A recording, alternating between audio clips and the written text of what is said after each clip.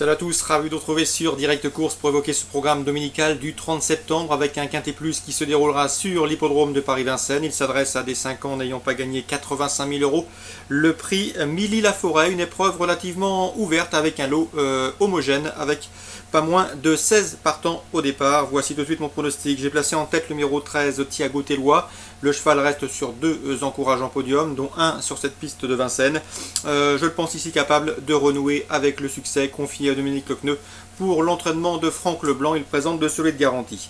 On lui posera le 6, Twist des Beaux, qui reste sur deux convaincants succès, Acan et Chateaubriand. S'il n'est pas contrarié par le changement de corde, il devrait pouvoir confirmer. Attention également au numéro 10, Témé Flobar, présenté par l'efficace Mathieu Fribaud. Le cheval vient de s'imposer à Laval, preuve de sa bonne forme. Le 9, Trick, il a la pointure d'un lot comme celui-là, malheureusement il demeure extrêmement fautif. À lui de se montrer décidé. Le numéro 7, Técos de Max, pour sa régularité. Le numéro 11 également, à savoir Tara Umara, qui collectionne les bons résultats depuis plusieurs semaines, des succès et des places de deuxième. Ici, Tara Umara monte de catégorie avec la ferme intention de répéter.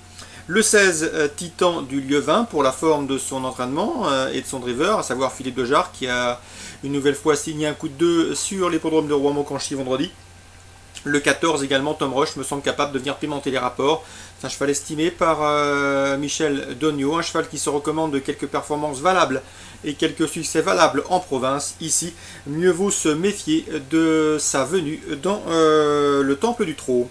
Résumé chiffré, 13, 6, 10, 9, 7, 11, 16 et 14 pour ce prix Milly-la-Forêt. Réunion 1, quatrième course, toujours à Vincennes. Dans la première, j'ai pu m'entretenir avec Marcel Boucher. Il présente le 106 Tango d'Aberne. Attention à lui, le cheval est peu cité par la presse et pourtant il pourrait bien venir pimenter les rapports. Pourquoi ?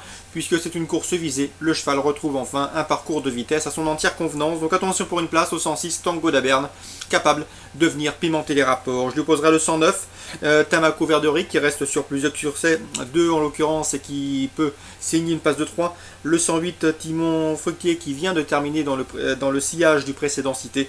Et le 102 Tonton Jean-Pierre, s'il se montrait sage, il aurait parfaitement les moyens de disputer la victoire. 109, 106, 108 et 102.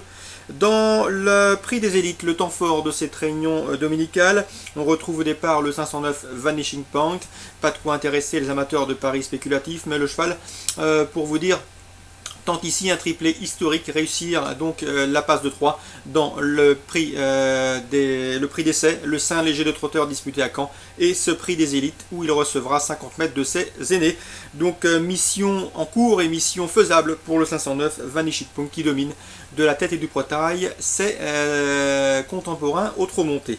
S'accompagne d'entraînement, le 508 Vipsy-Griff, qui va se plaire sur ce parcours de vitesse, sera sans doute une nouvelle fois sa principale rivale, elle qui était sa dauphine à plusieurs reprises ces dernières semaines. 509, 508. Petit mot également sur Nancy en réunion 2, pour vous dire que Jacques Antoniello m'a paru confiant au sujet du 301 mystérieux. La méfiance s'impose, le cheval est au mieux et il cherche la course. Jacques Antoniello espère qu'il va la trouver. Je lui poserai néanmoins le 312 Bayaka, présenté par Carlos Lafont-Perias, jugé digne de débuter dans le prix de la Cascade, une épreuve toujours très convoitée par les entraîneurs de renom en région parisienne, un prix de la Cascade qui accueille donc toujours des 2 ans de qualité. Donc 301 mystérieux, l'opposition le 312 Bayaka, qui se déplace dans l'est du pays avec la ferme intention d'ouvrir son palmarès. Christophe Provost, dont les interviews étaient disponibles notamment samedi, lui présente le 501 80. Le cheval est en forme, il vient de s'imposer avec l'Uni, une confirmation est attendue. Le principal rival sera le 502 Rêve d'Estruval, présenté par Guillaume Macaire. Le cheval effectue une rentrée, mais ici l'opposition est dans ses cordes.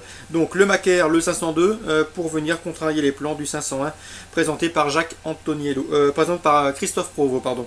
Donc course ciblée à Nancy, la 3e et la 5e. Bon dimanche à tous et à très bientôt sur Direct Course.